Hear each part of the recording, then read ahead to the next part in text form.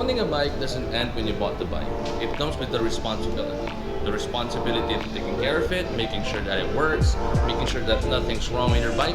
Your bike is changing the engine oil. Changing the engine oil might sound simple, but it's actually very important. And it's actually one of the easiest thing or maintenance for your own motorcycle. Changing your oil on time is actually one of the most important things because it can prevent you from any major disaster for your bike, because it acts as a very important part of your bike that lubricates your engine. Unlubricated engine leads to a serious problem, and a serious problem leads to a shorter lifespan for your bike. So which one do you like? So here I am at Motostrada to have Magnus first change oil.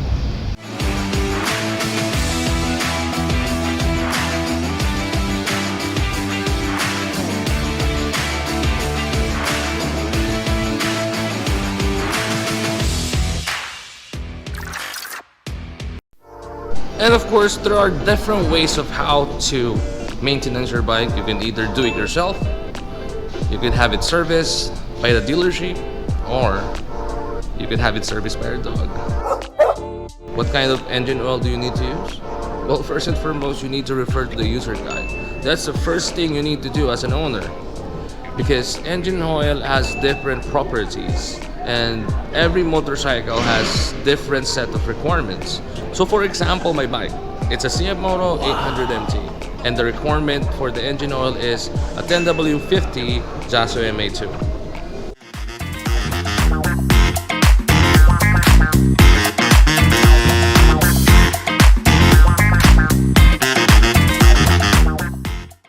Really the very technical guide, so I won't be able to actually explain what will happen in case you use a different set of oil.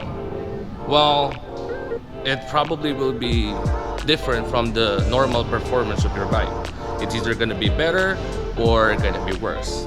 Make sure to use the correct engine oil for your motorcycle in order to reach that optimal performance.